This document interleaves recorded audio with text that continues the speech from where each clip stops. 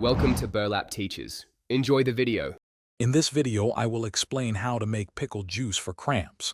Many athletes and individuals find that pickle juice can quickly relieve muscle cramps.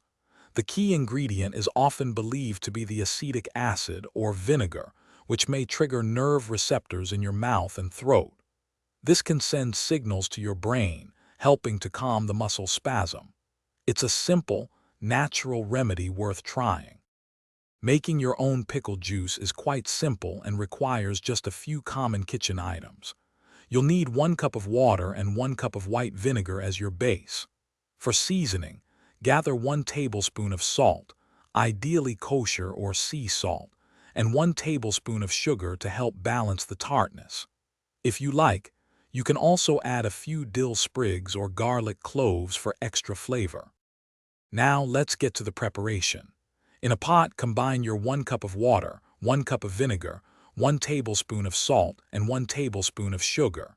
Heat this mixture gently over low to medium heat, stirring constantly until both the salt and sugar are fully dissolved.